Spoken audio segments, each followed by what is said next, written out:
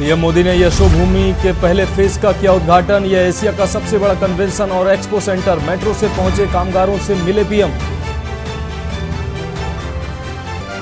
CWC की meeting में पास हुआ प्रस्ताव। 5 राज्यों के चुनाव में बहुमत पाने का भरोसा जताया। कहा पार्टी चुनाव के लिए तैयार।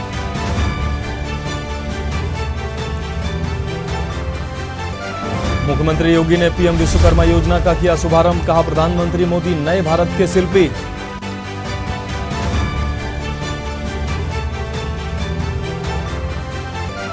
हरियाणा के नूंह में इंटरनेट सेवा बहाल। कांग्रेस नेता मामन खान की गिरफ्तारी के बाद किया गया था बंद।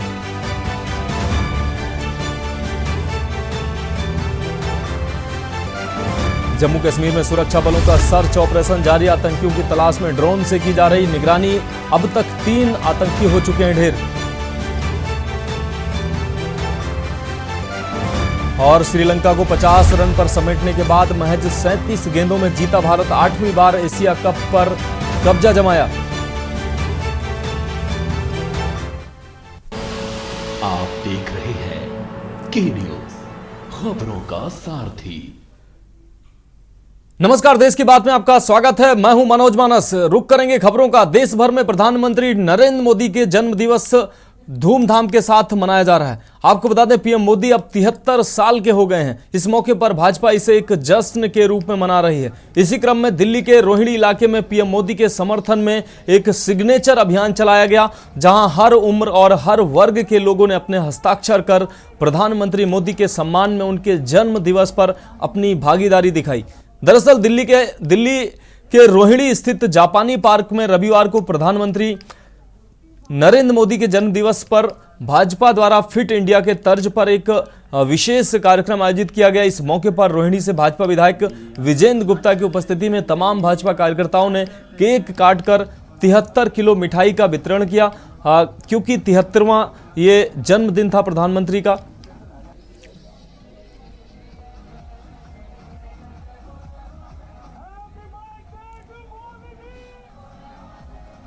जो प्रोग्राम है वो कहीं ना कहीं देश के यशस्वी प्रधानमंत्री का जन्मदिन है, और ऐसे प्रधानमंत्री का जन्मदिन है जिसको विश्व ने माना है कि मोदी इज द बॉस। उस बॉस का जन्मदिन है जिसको विश्व मान रहा है। वो मान भी इसलिए रहा है कि 140 करोड़ व्यक्तियों का नेतृत्व, देशवासियों का नेतृत्व नरेंद्र भाई मोदी करते हैं, और कहीं ना कहीं वो निष्ठा देश के प्रति नरेंद्र भाई मोदी जी की है। वो हर आत्मा में बसते हैं, हर घर में बसते हैं। इसलिए आज उनके इस जन्मदिन का जो इवेंट हमने रखा है, वो इवेंट जैपनीज पार्क के अंदर रखा है, जिसमें सभी लोग, इसमें भारत फिट का एक वो दिया गया है।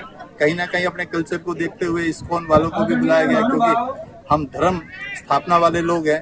रोहिणी में प्रधानमंत्री जी का जन्मदिन बहुत ही हर्षोल्लास से मनाया जा रहा है, पूरी दिल्ली में, पूरे देश में। और आज रविंद्र जी ने यहाँ बहुत अच्छे कार्यक्रम का आयोजन किया, और मैं देख रहा हूँ कि चारों तरफ लोग ही लोग हैं, और 73 किलो लड्डू यहाँ पर वितरित किए गए हैं।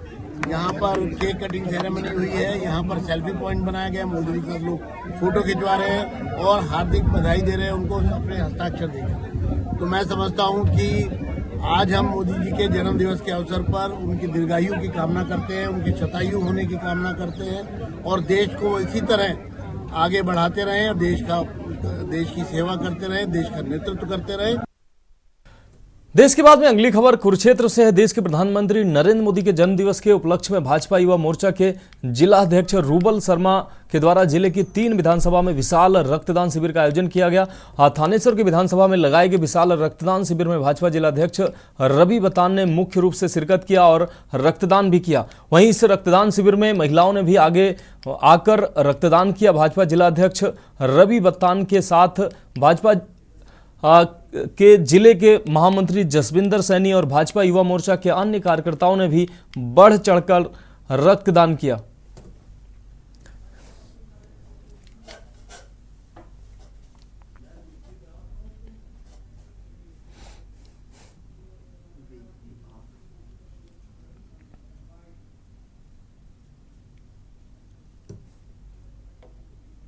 पत्रकार व छायाकार बंधुओं का आज मैं माननीय देश के प्रधानमंत्री नरेंद्र मोदी जी के जन्म दिवस पर हम युवा मोर्चा के साथियों द्वारा थानेसर विधानसभा के अंदर एक ब्लड डोनेशन कैंप का आयोजन किया जा रहा है। और भारी बारिश के बावजूद भी भाइयों का, बहनों का क्योंकि मैं तो इतना अरेंजमेंट ही कराता रह गया। मैंने देखा आगे नीचे ब्लड डोनेट का काम अपने आप स्टार्ट हो गया। और इस भारी बारिश के बावजूद भी मैं सभी युवा साथियों का, भाइयों का, बहनों का पुनः से धन्यवाद करता हूँ। मैं सबसे पहले तो विश्व के सबसे बड़े देश जो लोकतांत्रिक देश है, मैं उसके देश के प्रधानमंत्री श्री नरेंद्र मोदी जी को उनके 73वें जन्मदिन की बहुत बहुत बधाई और शुभकामनाएं देना चाहूँगा। और परमपिता परमात्मा से प्रार्थना करता हूँ कि उनका उत्तम स्वास्थ्य और दीर्घायु दे और तीसरी बार फिर वो देश के प्रधानमंत्री बने और उनके नेतृत्व में देश विश्व गुरु बने।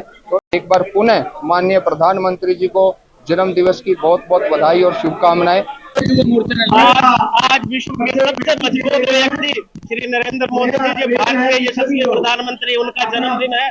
और इस जन्मदिन को भारतीय जनता पार्टी एक पखवाड़े के रूप में मना रही है, जो 17 सितंबर से 2 अक्टूबर तक चलेगा। और इस पखवाड़े के अंदर अनेकों तरह के कार्यक्रम चलाए जा रहे हैं। युवा मोर्चा के नेतृत्व में आज पूरे 3 विधानसभाओं में कुरुक्षेत्र के ब्लड डोनेशन कैंप लगाए गए हैं।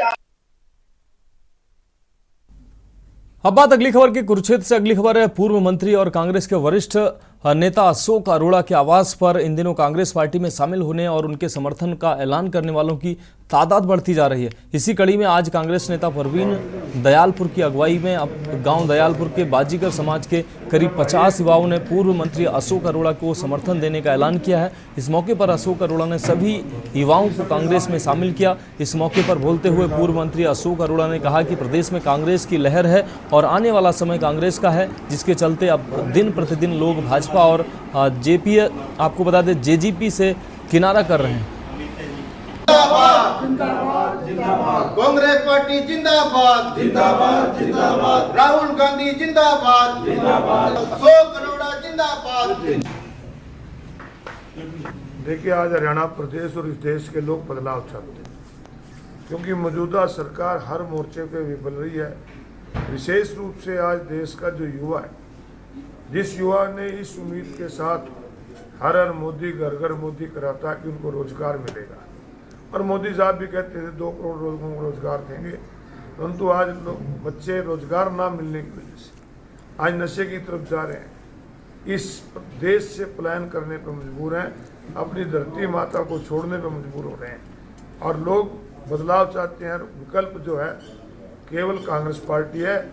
इसी सोच को देखकर आज दयालपुर गांव के बाजीगर समाज के युवा साथियों ने आज कांग्रेस पार्टी में शामिल हुए। बीजेपी छोड़कर हम इनका स्वागत करते हैं। रुक करेंगे अगली खबर का। एसडी कॉलेज में एक भव्य कार्यक्रम के दौरान भारत सरकार द्वारा प्रधानमंत्री विश्वकर्मा योजना लॉन्च की गई। आपको बता दें, इस कार्यक्रम में उपभोक्ता मामले, खाद्य और सार्वजनिक वितरण राज्य मंत्री साध्वी निरंजन ज्योति मौजूद थी।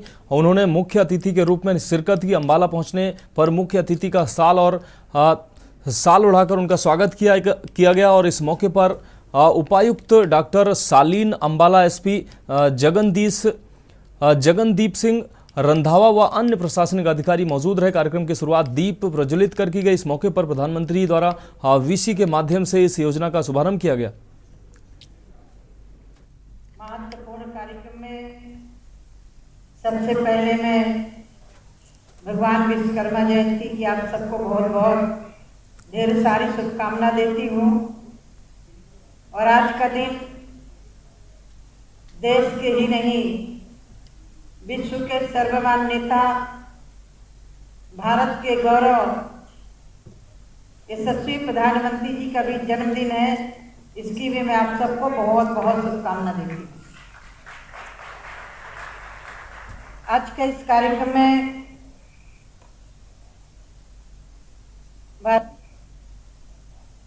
भारत के लिए एक नई दशा तय करने वाला दिन है। बात अगली अहम खबर की। हरियाणा के मुख्यमंत्री मनोहर लाल आज पलवल की विश्वकर्मा यूनिवर्सिटी कार्यक्रम में शामिल होने से पहले फरीदाबाद के पृथला विधानसभा क्षेत्र के गांव दुधोला में पूर्व सरपंच के घर पर पहुंचे, जहां क्षेत्र के विधायक नैनपाल ने तमाम मौजूदा और पूर्व सरपंचों सहित मुख्यमंत्री का स्वागत किया और आभार भी व्यक्त किया। इस मौके पर मुख्यमंत्री ने प्रधानमंत्री नरेंद्र मोदी को उनके 73वें जन्मदिवस पर सभी प्रदेशवासियों और देशवासियों को खुशी जाहिर करते हुए बधाई दी और उनकी लंबी उम्र की कामना की। 17 सितंबर है और 17 सितंबर हमारे देश के प्रधानमंत्री श्री नरेंद्र मोदी जी का ये जन्मदिन का दिन होता है। इस अवसर पर मैं आप सबको बहुत बहुत बधाई शुभकामना देता हूँ और प्रभु से प्रार्थना करता हूँ कि अपने प्रिय प्रधानमंत्री उनकी आयु लंबी हो और देश की सेवा एक प्रधान सेवक के नाते जैसे पहले कर रहे हैं इसी प्रकार से लंबे समय तक देश की वो सेवा करते रहे। यही प्रभु से प्रार्थना हम सब लोग करेंगे। जहाँ तक एक और दूसरा विषय, आज विश्वकर्मा दिवस भी है। भगवान विश्वकर्मा का भी आज जयंती का दिन ऐसा माना जाता है और इस दिन को राष्ट्रीय श्रमिक दिवस ये हम कहते हैं। और इस इलाके का एक बहुत ही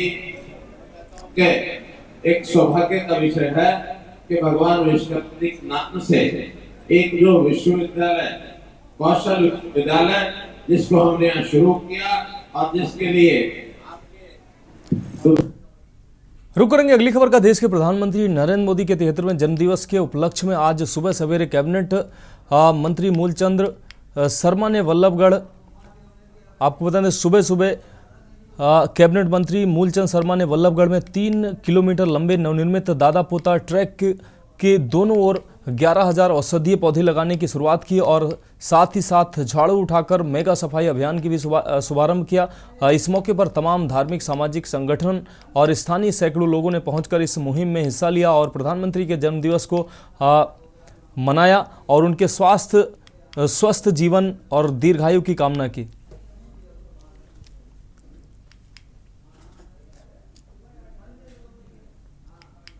हमारे देश के यशस्वी प्रधानमंत्री आदरणीय नरेंद्र मोदी जी का जन्म दिवस है 73वां। आज अनेक शहर में कार्यक्रम सफाई अभियान से शुरुआत की है। कहीं ब्लड डोनेशन है, कहीं पौधारोपण है, औषधियों का, और जगह जगह सफाई के अभियान रखा हुआ। सफाई हम आज युद्ध सत्र में मेगा उसमें है, सब लोग सफाई अभियान में लगे हैं और अपने शहर को सुंदर करना, साफ रखना हम सबका दायित्व है। शहर को सुंदर रखना, साफ रखना और शहर को हर आदमी स्वस्थ रहे। आज के जन्मदिन की हमने शुरुआत की। अब बात अगली खबर की। आज पूरा देश पीएम मोदी के जन्म दिवस को बड़े हर्षोल्लास के साथ मना रहा है और इसी कड़ी में कोसली से भाजपा के युवा नेता डीके यादव ने भी प्रधानमंत्री नरेंद्र मोदी का जन्म दिन अपने भाजपा कार्यालय के प्रांगण में हवन यज्ञ के साथ केक काटकर मनाया और उनके उत्तम स्वास्थ्य व दीर्घायु की कामना की ताकि उनके कुशल नेतृत्व में भारत निरंतर प्रगति के पथ पर अग्रसर होता रहे।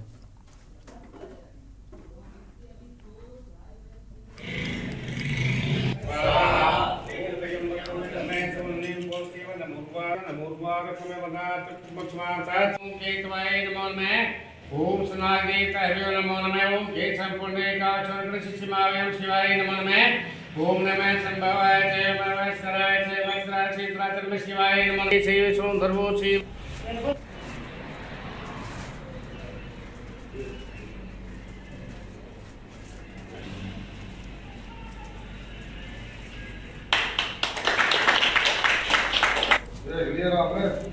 सारा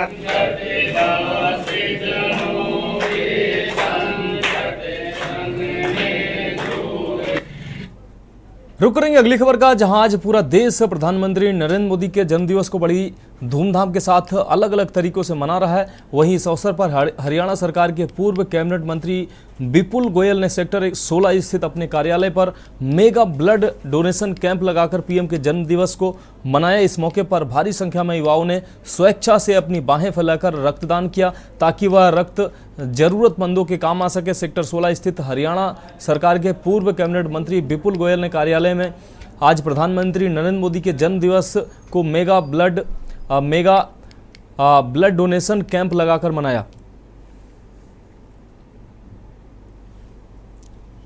आज पूरे देश ने प्रण किया है कि एक पखवाड़ा मोदी जी के जन्मदिन को समर्पित किया जाएगा सेवा दिवस के रूप में। लोग अन्य तरीकों से सेवा करने का काम कर रहे हैं। हमने यहाँ पर एक ब्लड डोनेशन कैंप लगाया, सैकड़ों युवाओं ने उसमें अपना नाम दर्ज कराया। लोगों में बड़ा उत्साह है। रेगुलर 6 बजे तक चलेगा। रेगुलर ब्लड डोनेशन का काम चल रहा है और एक वैन LED वेन, जिसमें माननीय नरेंद्र मोदी जी ने 9 साल में इतनी उपलब्धियां, इतने उपहार देश की जनता को दिए हैं, उन सब का खाका उसके अंदर रिकॉर्ड किया गया। और पूरे अगले 2024 के चुनावों तक वो गली गली जाएगी वेन पूरे लोकसभा के अंदर, और लोगों को उन कामों से प्रेरित कराएगी, अवगत कराएगी, दिखाएगी कि किस किस तरीके से हमारी इंटरनल डेवलपमेंट के साथ साथ देश को G20 जैसे सम्मेलन करके, हमारा चंद्रयान साउथ पोल पर सफल लैंडिंग करके।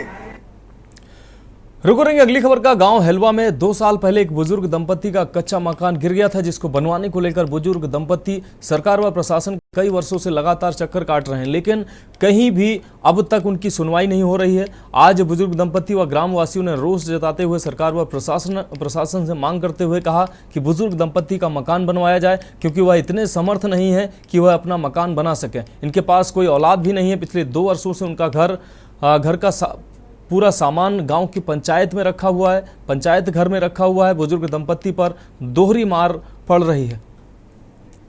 लड़के की बहू, इनकी कोई सुनवाई नहीं हो रही है। बहुत दिन हो गए मकान गिर रहा है, बहुत दिन हो गए फिर भी रहे हैं ये।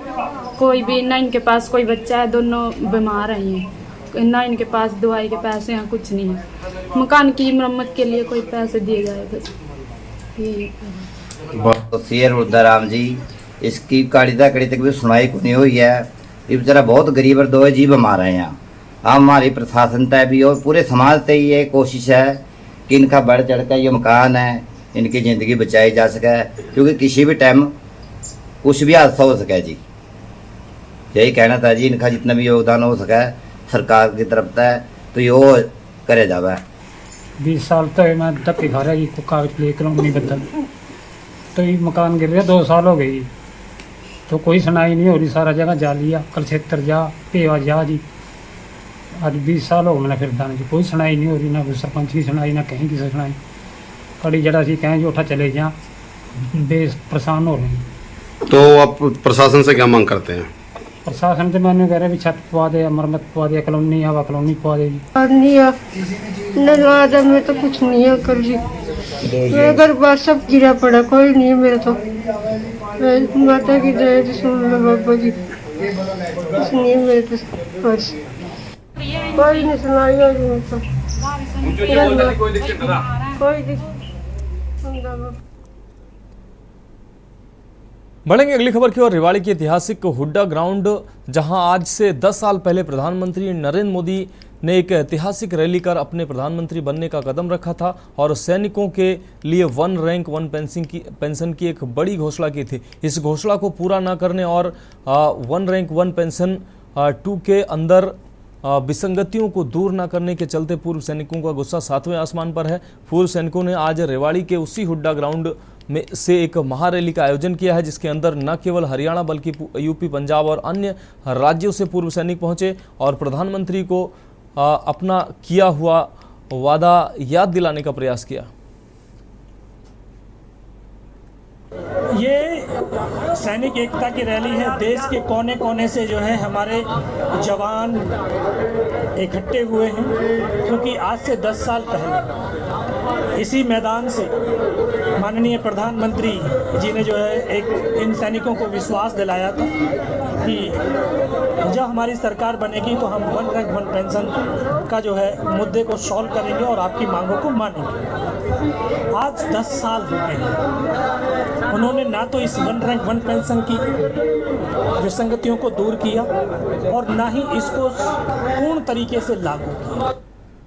अगली खबर डूंगरपुर से है। माही बांध के गेट खोलने से त्रिवेणी संगम में बढ़ा है जलस्तर। आपको बता दें, बड़ेश्वर धाम बना है टापू। सावला, बलाई, गनोड़ा के मार्ग डूबे हैं। पुलों पर करीब 5 से 12 फीट पानी की चादर दिख रही है। टापू पर स्थानीय करीब 48 लोग मौजूद हैं और सभी फिलहाल सुरक्षित हैं।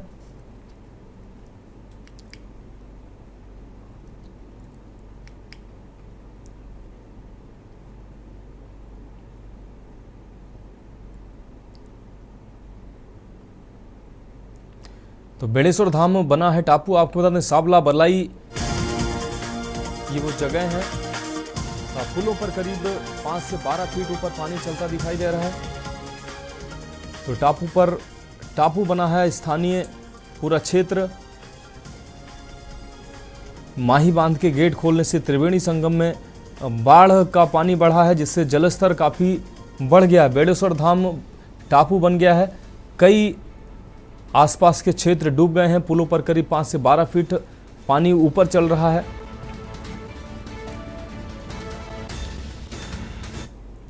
रुक करेंगे अगली खबर का कोटपुतली से। अगली खबर, उच्च शिक्षा एवं गृह राज्य मंत्री का कोटपुतली दौरा हुआ है। विधायक राजेंद्र सिंह यादव का कोटपुतली दौरा हुआ है। विधायक ने कई विकास कार्यों का शिलान्यास किया है और आपको बता दें खड़खड़ी में 4 करोड़ से बनने वाले स्टेडियम का भी शिलान्यास किया है।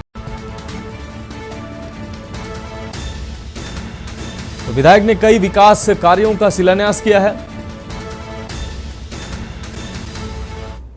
अब बात अगली खबर की। भाजपा द्वारा प्रदेश भर में निकाली जा रही परिवर्तन संकल्प यात्रा रविवार को पवाटा पहुंचने पर भाजपा कार्यकर्ताओं में अपार जोश, उत्साह और उल्लास देखने को मिला। आपको बता दें यात्रा के विराटनगर विधानसभा क्षेत्र के पावटा में प्रवेश करने पर विधानसभा क्षेत्र के 5 मंडलों के कार्यकर्ता बाइक रैली से अगुवाई करते नजर आए और यात्रा को सभा स्थल इंडियन पेट्रोल पंप के पास के मैदान तक लेकर पहुंचे। इस दौरान जगह जगह कार्यकर्ताओं द्वारा परिवर्तन यात्रा का पुष्प वर्षा कर भव्य स्वागत किया गया और बड़ी संख्या में टिकट के दावेदार भाजपा नेताओं ने अपनी अपनी अलग अलग बाइक रैलियां व अन्य तरीकों से सभा स्थल तक पहुंचकर शक्ति प्रदर्शन किया।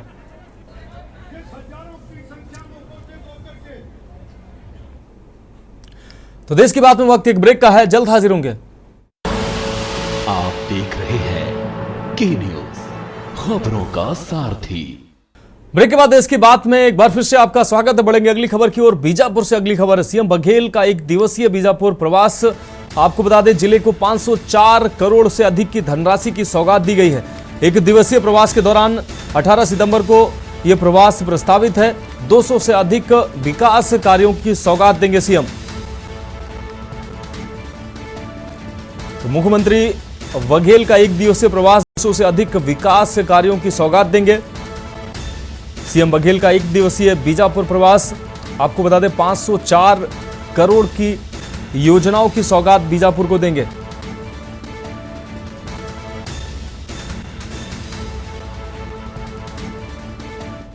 अब बात अगली खबर की। बेमेतरा विधानसभा क्षेत्र के विधायक आशीष छाबड़ा ने क्षेत्र अंतर्गत बाढ़ प्रभावित क्षेत्र भेडनी, डरजरा, बैजी अन्य गांवों का दौरा कर बाढ़ व आपदा से हुए नुकसान की जानकारी ली। विधायक छाबड़ा ने सामंतपुर, बैजी अन्य गांवों में रहने वाले इन सभी गांवों में रहने वाले लोगों के घरों के पास जाकर बाढ़ प्रभावित क्षेत्रों का दौरा किया और प्रभावित परिवारीजनों से भेंट कर फसल, पशु और क्षतिग्रस्त मकान के संबंध में जानकारी ली। प्रभावितों को शासन व प्रशासन से बातचीत कर आपदा प्रबंधन द्वारा राशि मुआवजे के रूप में दिलाने का प्रयास करेंगे, ऐसा आश्वासन भी दिया गया। 3 दिन पहले जो तेज बारिश हुई है उससे नदियों में जल स्तर बढ़ा है। कुछ जगह पानी घुसने की भी समस्या आई है, जैसे कि आपने बताया भेड़नी का देखें, बैजी का देखें, सावतपुर का देखें। इस एरिया में ज़्यादा ही नुकसान हुआ है। कल मैंने खुद मौके में जाके वहाँ निरीक्षण किया। जिले के आदरणीय कलेक्टर साहब भी वहाँ गए, लोगों से उन्होंने मिले और लगातार प्रशासन के माध्यम से जो भी राहत सामग्री है उसको पहुँचाने का काम किया गया है। फूड्स पैकेट हम लोगों ने बनवाए थे, फूड्स पैकेट वहाँ पीड़ितों के घर तक पहुँचाने का काम प्रशासन ने किया।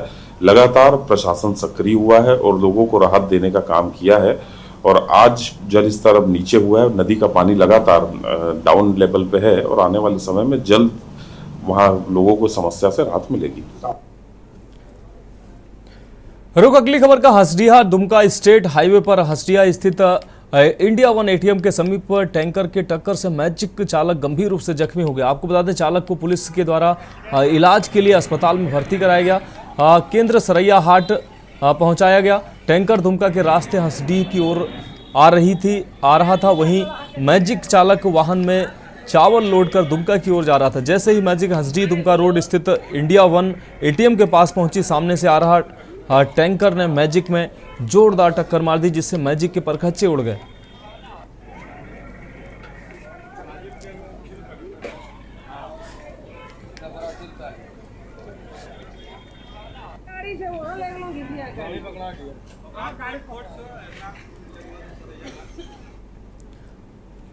देश की बात में बढ़ेंगे अगली खबर की ओर। उज्जैन जिले में लगातार 2 दिनों से तेज बारिश हो रही है, जिसके चलते आम जनजीवन अस्त व्यस्त दिखाई दे रहा है। जगह जगह लोगों को बाढ़ में फंसे होने की सूचनाएं मिल रही हैं, जिसमें प्रशासन भी पूरी तरह से नजर नहीं आ रहा है। लगातार रेस्क्यू और राहत बचाव कार्य हालांकि प्रशासन कर रहा है। होमगार्ड, एसडीआरएफ की टीमें लगातार बचाव कार्य में लगी हुई। वहीं एक मामला वड़नगर तहसील के ग्राम सेमलिया का सामने आया है, जिसमें बीती रात्रि से गर्भवती महिला व उसका पति अपने खेत पर बने घर की छत पर रात से फंसे हुए हैं, जिसकी सूचना प्रशासन को लगी तो कलेक्टर ने तुरंत हेलीकॉप्टर भेज महिला व उसके पति को सुरक्षित निकाल लिया है।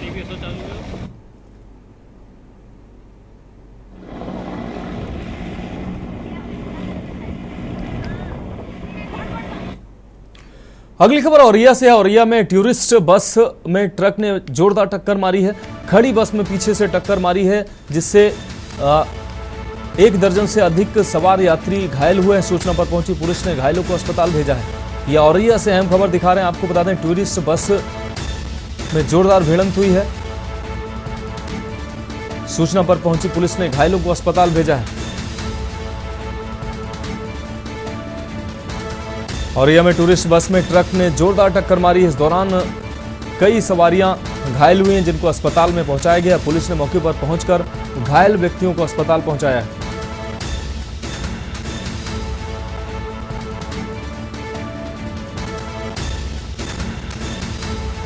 तो सूचना पर पहुंची पुलिस ने घायलों को अस्पताल भेजा है। टूरिस्ट बस में ट्रक ने पीछे से टक्कर मारी है। इस दौरान कई यात्री घायल हुए हैं।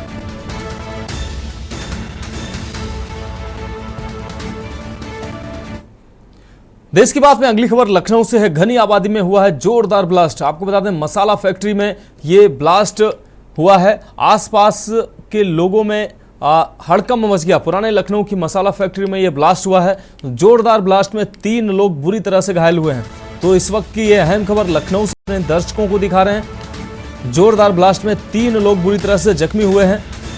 पुराने लखनऊ की यह घटना बताई जा रही, जहां मसाला फैक्ट्री में घनी आबादी का क्षेत्र बताया जाता है। ये जहां ये ब्लास्ट हुआ है, मसाला फैक्ट्री में ब्लास्ट होने से आसपास के क्षेत्रवासियों में हड़कंप मच गया।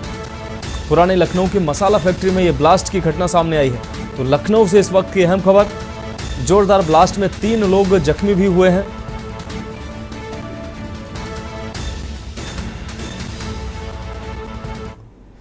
अगली खबर लखनऊ से है। राजधानी में लूट की वारदात को अंजाम देने वाले लुटेरे गिरफ्तार किए गए हैं। आपको बता दें, ऑपरेशन त्रिनेत्र के जरिए पकड़े गए लुटेरे 13 सितंबर को हसनगंज में 3.5 लाख की लूट की थी। मोटरसाइकिल सवारों ने वारदात को अंजाम दिया था।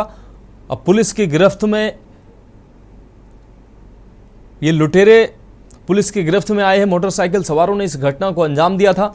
तो राजधानी में लूट की वारदात को अंजाम देने वाले लुटेरे गिरफ्तार हुए हैं। तत्काल आपको बता दें, पुलिस की तत्परता देखने को मिली है। ऑपरेशन त्रिनेत्र के जरिए इन लुटेरों को पकड़ा गया है। एक अभियान चलाया जा रहा है लुटेरों पर कार्रवाई की। 13 सितंबर को हसनगंज में 3.5 लाख रुपए की लूट हुई थी और इस घटना मोटरसाइकिल सवारों ने इस वारदात को अंजाम दिया था।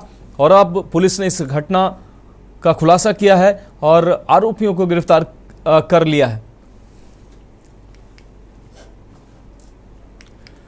देश की बात में अगली खबर बुलंदशहर से है। आपको बता दें, पीएम मोदी के 73वें जन्म दिवस पर मकान सांसद भोला सिंह, मंत्री अरुण कुमार ने आपको बता दें सरकार की नीति और योजनाओं का बखान किया है। स्वास्थ्य पखवाड़ा के रूप में मनाएगी सरकार इस दिवस को।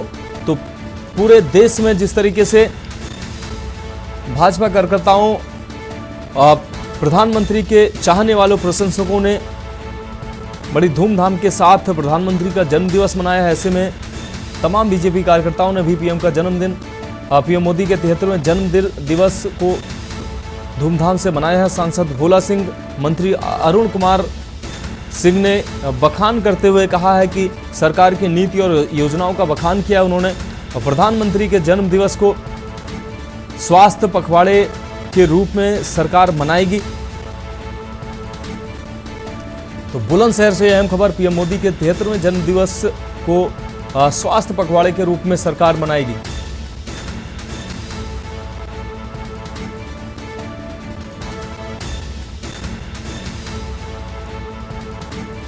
देश की बात में अगली खबर गोंडा से है। महिला अस्पताल में तैनात महिला चिकित्सक का भ्रष्टाचार सामने आया है। चिकित्सक की लापरवाही से प्रसूता की मौत हुई है। प्रसूता को महिला अस्पताल में कराया गया भर्ती।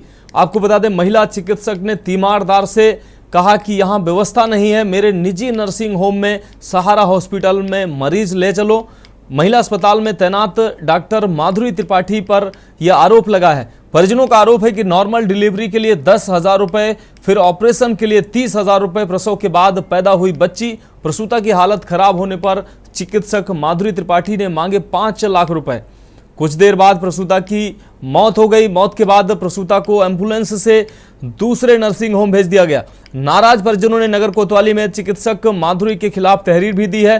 पुलिस ने प्रसूता का शव पोस्टमार्टम के लिए भेजा है।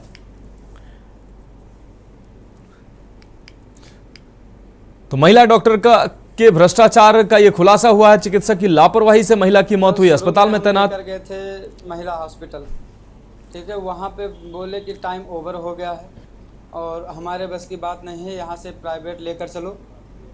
वो जो है माधुरी त्रिपाठी बोली जो है हमारे हॉस्पिटल लेकर चलो, ठीक है। हम लोग वहाँ पर लेकर चले आए और उसके बाद में बोले नॉर्मल डिलीवरी करेंगे, उसका 10,000 लेंगे। उसके 2 घंटे बाद बोले कि ऑपरेशन करना पड़ेगा। वो 30,000 रुपये फिर जमा करवाई, बोली 30,000 जमा करना पड़ेगा। 30,000 हमने जमा किया। उसके बाद में उन्होंने ऑपरेशन किया। ऑपरेशन करने के बाद में जो है मरीज़ का हालत जो है सीरियस होता गया और मतलब पूरी रात बीत गया। फिर सुबह जो है उसका हाल और बिगड़ता गया। रुक करेंगे अगली खबर का। शाहजहांपुर के चौक कोतवाली क्षेत्र में प्रोफेसर की पत्नी ने से चैन लूटने और सदर क्षेत्र में जिम कर लौट रहे टाइल्स कारोबारी को तमंचा दिखाकर सोने की चैन लूटने वाले 4 शातिर लुटेरों को एसपी की स्पेशल टीम ने गिरफ्तार किया है। बरेली के रहने वाले इन बाइक सवार लुटेरों ने शाहजहांपुर में 2 अलग अलग लूट की घटनाओं को अंजाम दिया था। खास बात यह है कि टाइल कारोबारी को इन्होंने थाने से चंद कदम की दूरी पर ही लूट लिया था। पुलिस गिरफ्त में आए ये लुटेरे इतने सातिर हैं कि लूट की घटना को अंजाम देने के बाद बाइक की नंबर प्लेट बदल दिया करते थे। सिटी के पॉश इलाकों में हुई लूट की 2 अलग अलग घटनाओं से पुलिस विभाग में खलबली मच गई।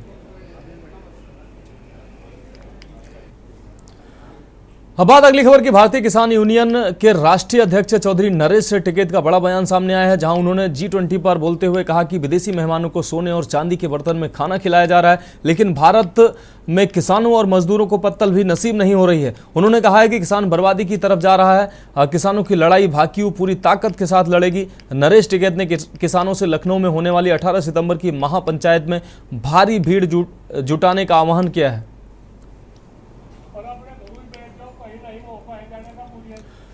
रुक करेंगे अगली खबर को। उत्तर प्रदेश के कुशीनगर में एक बार फिर अचानक तेज बारिश और आकाशीय बिजली गिरने से अलग अलग थाना क्षेत्रों में 5 लोगों की मौत की खबरें सामने आई, जबकि एक व्यक्ति गंभीर रूप से घायल हो गया। बता दें कि कुशीनगर में पहला मामला नेबुआ नौरंगिया थाना क्षेत्र के पचफेड़ा गांव का है, जहां खेत गई सुभावती देवी 50 वर्षीय, हसबुन निशा 48 वर्षीय, मंजू देवी 50 वर्ष की आकाशीय बिजली की चपेट में आने से मौत हो गई। जबकि दूसरी घटना कप्तानगंज के बिशुनपुरा गांव की है, जहां छत पर बारिश में खेल रहे 5 वर्षीय बच्चे पर आकाशीय बिजली गिर गई, जिस वजह से बच्चे की मौत हो गई। तीसरी घटना भी इसी तरीके से है, जिसमें कुल मिलाकर 5 लोगों की मौत सामने आई है।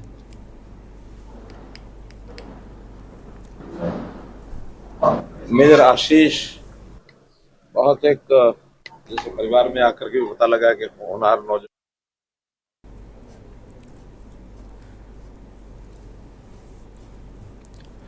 अब बात अगली खबर की। बिजनौर में आज प्रधानमंत्री नरेंद्र मोदी के जन्म दिवस आयुष्मान भव पखवाड़े के तहत प्रधानमंत्री का वर्चुअल सम्मेलन कार्यक्रम सदर विधायक सूची मौसम चौधरी के कैंप कार्यालय में आयोजित किया गया, जिसमें प्रदेश के मंत्री कपिल देव अग्रवाल व भाजपा के सैकड़ों कार्यकर्ता और पदाधिकारी शामिल रहे।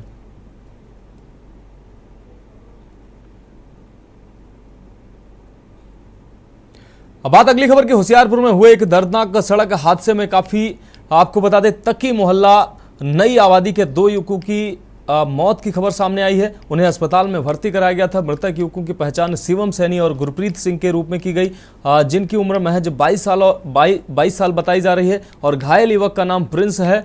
युवकों के पड़ोस के लोगों ने जानकारी देते हुए बताया कि तीनों मोटरसाइकिल पर सवार होकर कहीं जा रहे थे। इसी दौरान जब लाजवान अत्तोवाल के पास पहुंचा तो सामने से आ रही होंडा इमेज गाड़ी ने मोटरसाइकिल सवार युवक को जोरदार टक्कर मार दी, जिसमें 2 युवकों की मौके पर ही मौत हो गई। कि 2 नौजवान मेरे मोहल्ले ਦੇ ਸੀ और जिन्हां ਦੀ ਰਾਤ ਹੀ ਐਕਸੀਡੈਂਟ ਦੇ ਕਾਰਨ ਮੌਤ ਹੋ ਗਈ ਹੈ। ਐਕਸੀਡੈਂਟ ਹੋਇਆ ਕਿਦਾਂ ਸੀਗਾ ਜੀ?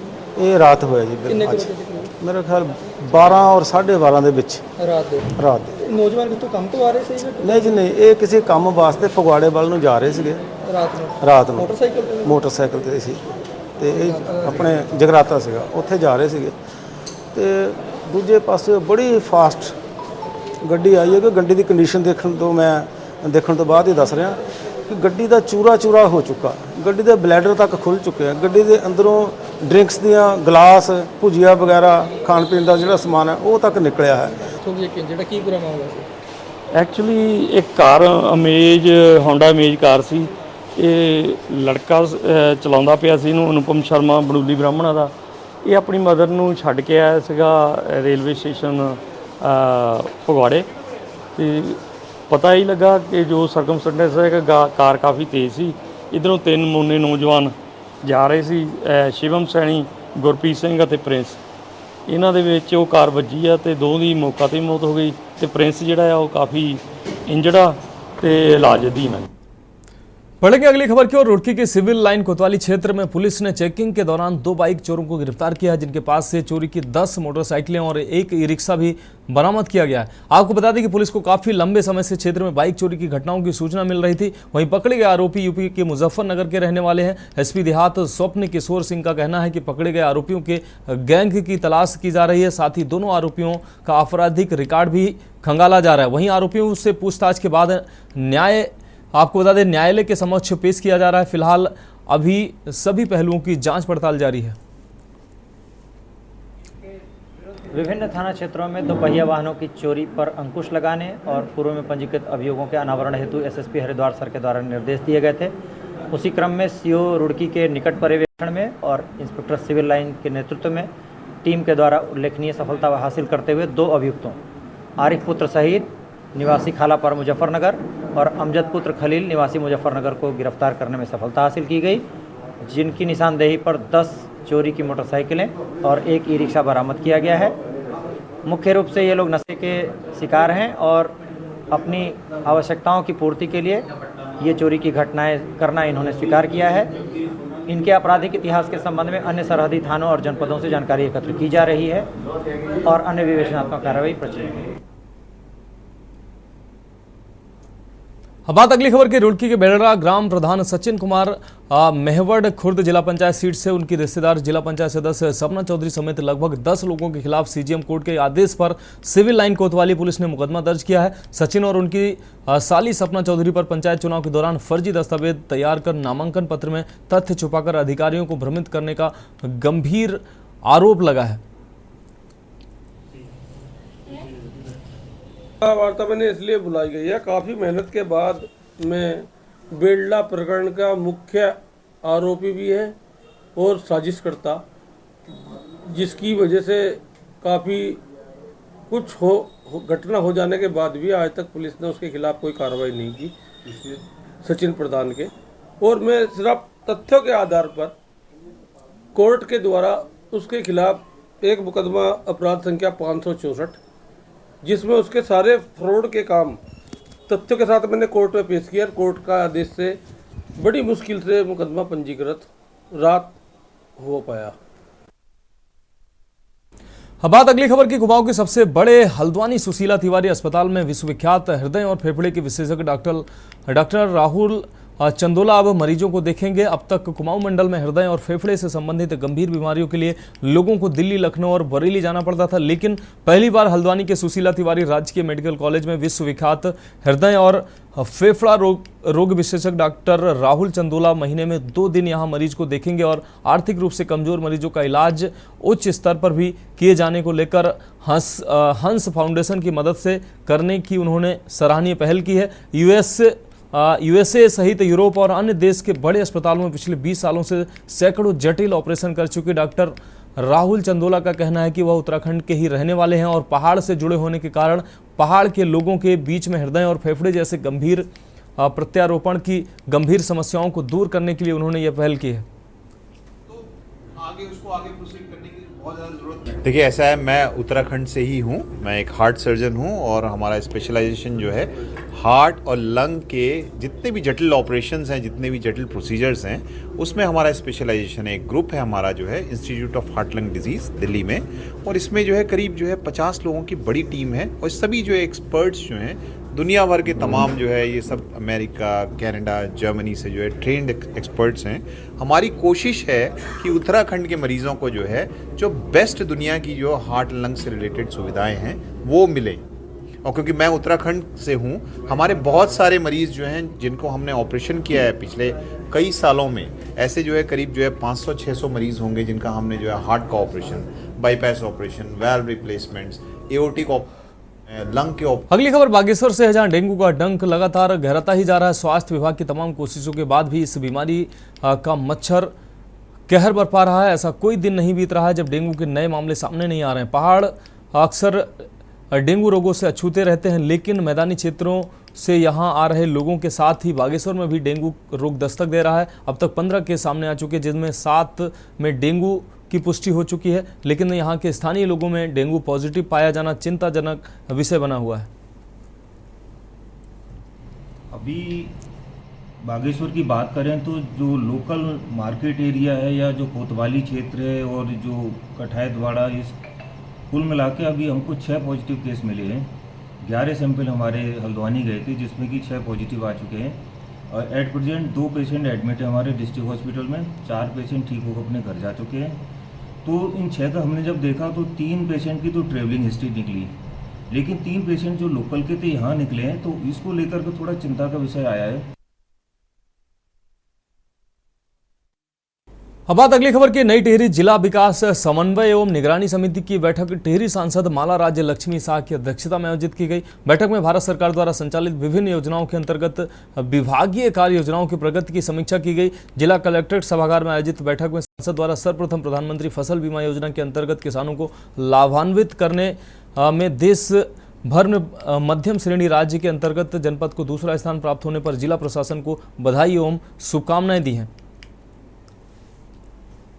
का प्रॉब्लम तो आज से नहीं, बहुत पहले से आ रहा है, पर काफ़ी इम्प्रूव हो गया है, पर अभी भी बहुत से जगह में और इम्प्रूव होने का ज़रूरत है।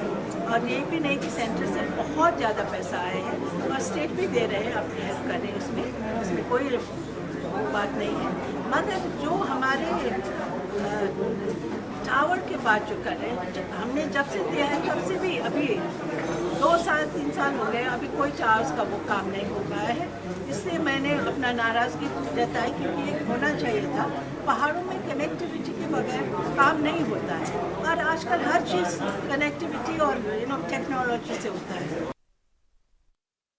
का एसएसपी कार्यालय देहरादून में एसपी देहात कमलेश उपाध्याय ने प्रेस वार्ता की। इस दौरान उन्होंने बताया कि डोईवाला कोतवाली पुलिस को बड़ी सफलता हाथ लगी है। पुलिस ने चेकिंग के दौरान एक संदिग्ध को गिरफ्तार किया है। पूछताछ में पता चला है कि आरोपी फर्जी डॉक्यूमेंट्स के आधार पर कई बैंकों से लोन ले चुका है। इतना ही नहीं, आरोपी ने फर्जी आधार कार्ड की मदद से कई वाहन और मोबाइल फोन भी लिए हैं। इसके बाद पुलिस ने आपको बता दें, एक कार और 3 मोटरसाइकिल भी आरोपी के पास से बरामद की है। इसके साथ ही पुलिस ने 10 नकली आधार कार्ड भी आरोपी से बरामद किए हैं। वहीं पुलिस ने आरोपी के खिलाफ विभिन्न धाराओं में मुकदमा दर्ज कर कोर्ट में पेशी के बाद उसे जेल भेज दिया है। थाना पुलिस के द्वारा चेकिंग की जा रही थी, वाहन चेकिंग, तो वहीं पे एक संदिग्ध व्यक्ति जो बुलेट मोटरसाइकिल पे था, उससे जब हमने पूछताछ करी, संदिग्ध लगा था, तो उससे भी पूछताछ करी, तो ये सारी चीज़ें कुछ सामने आई हैं कि जो ये व्यक्ति है, ये व्यक्ति फॉर्ज्ड डॉक्यूमेंट्स बनाता था और उस फॉर्ज डॉक्यूमेंट के बेसिस पे इसने कई बैंक से लोन लिए हुए हैं। और जब इससे सख्ती से पूछताछ की गई सीओ डोईवाला के नेतृत्व में, तो इसके द्वारा ये बताया गया है, ये पिछले कुछ समय से यहाँ डोईवाला क्षेत्र में रह रहा था और इसके द्वारा आधार कार्ड, नकली आधार कार्ड बना के कुछ डॉक्यूमेंट्स फॉर्ज्ड बनाए गए हैं और उसके बेसिस पे इसने यहाँ पे अलग अलग बैंक्स में तो कई लोन लिए हुए हैं और उन लोन लेकर इसने कई वाहन भी लिए हैं और साथ में कई मोबाइल फ़ोन भी लिए हैं। अब बात अगली खबर की। खबर नैनीताल से है, जहां नवनियुक्त डीआईजी कुमाऊं योगेंद्र रावत ने नैनीताल स्थित डीआईजी कार्यालय में कार्यभार ग्रहण करने के बाद पत्रकार वार्ता की। इस दौरान उन्होंने कहा कि उनकी प्राथमिकता में अपराध नियंत्रण एवं पुलिस को आधुनिक तरीकों से लैस करने की योजनाएं हैं। आगे बढ़ाने पर्यटन सीजन के दौरान कुमाऊं में ट्रैफिक की सही प्लानिंग पर भी फोकस रहेगा। डीआईजी योगेंद्र रावत ने कहा कि नशे के सौदागरों के खिलाफ सख्त कार्रवाई करने के साथ ही रिस्पॉन्सिव पुलिसिंग के तहत पुलिस का जनता के प्रति व्यवहार कैसा हो, उनकी समस्याओं को किस प्रकार सुना जा रहा है, क्या उनकी समस्याओं का निराकरण हो पाया है या नहीं, निराकरण कितने समय में हुआ, इस पर भी विशेष फोकस रहेगा ताकि लोगों को सही समय पर सही न्याय मिल सके। साइबर क्राइम आने वाले समय का ओनली क्राइम होने वाला है। अगर हम बॉडी के अगेंस्ट ऑफेंस को देख लें तो जो प्रॉपर्टी और जो मनी को लेकर होते हैं उसमें साइबर क्राइम ही भविष्य है। इसमें हम दो चीज़ों पे हमको ध्यान देना होगा। एक तो पब्लिक की अवेयरनेस, क्योंकि prevention is best remedy. Cyber crime में मैं तो ये नहीं कहूँगा कि better, it is the best remedy कि प्रिवेंशन हो, हम उस चीज़ से बचें। और उसके लिए हमको पब्लिक में भी अवेयरनेस डेवलप करनी पड़ेगी और खुद भी अवेयर होना पड़ेगा। तो पहला तो इसका जो पहलू है वो ये है। दूसरा, एक बार अगर क्राइम हो गया तो उसको इन्वेस्टिगेट करने के लिए पुलिस भी टेक्नोलॉजिकली कॉम्पिटेंट हो, ये दूसरा हमारा इसमें प्रयास है। और इसके लिए हम लोग ये प्रयास करेंगे कि पुलिसकर्मी भी इसके लिए लगातार अपने को अपग्रेड करते रहें इस प्रकार के अपराधों से निपटने के लिए। अब बात अगली खबर की। खबर लक्सर से है, जहां बसपा विधायक मोहम्मद शहजाद और बसपा प्रदेश अध्यक्ष चौधरी सिसपाल और मंगलौर विधायक सरबत करीम अंसारी ने अपनी 15 सूत्रीय मांगों को लेकर सैकड़ों कार्यकर्ताओं के साथ लक्सर में किसान, मजदूर, दुकानदार एवं आपदा पीड़ित गर्जना धरना प्रदर्शन यात्रा निकाली। गर्जना यात्रा ट्रक यूनियन से हरिद्वार रोड, मोहल्ला गोवर्धन रोड, मोहल्ला व रायसी रोड होते हुए लक्सर तहसील मुख्यालय पहुंची। इस मौके पर दोनों विधायकों और प्रदेश अध्यक्ष ने कहा कि आपदा को लेकर सरकार पूरी तरह से गंभीर नहीं है। उन्होंने कहा कि आपदा के मसले पर सरकार पीड़ितों को ऊंट के मुंह में जीरे के बराबर मुआवजा दे रही है।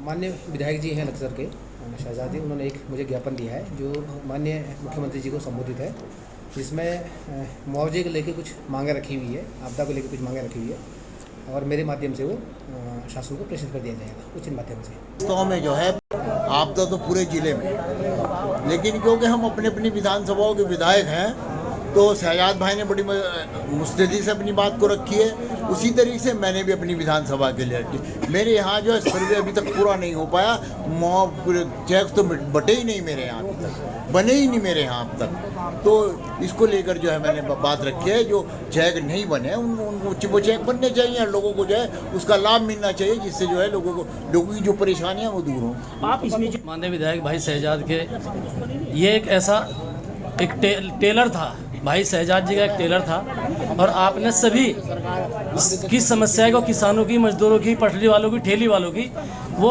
विधानसभा के अंदर उठाई है और बहुत दमदारी से उठाई है। चाहे वो बेल्टा प्रकरण हो, भाई शहजाद जी ने जिस तरीके से ये मुद्दा उठाया है और आज यहाँ आपके सामने रखा है, इसी तरीके से ये सभी किसानों की समस्या है। बाढ़ किसी भी क्षेत्र में आई हो हरिद्वार के, हम ये कहना चाहते हैं कि या तो सरकार मान जाए, नहीं तो इसी तरह का प्रदर्शन हर तहसील पे, हर कलेक्ट्रेट पे होगा। तो देश की बात में अभी मेरे साथ इतना ही, मुझे दीजिए इजाजत और आप देखते रहिए के न्यूज़ इंडिया।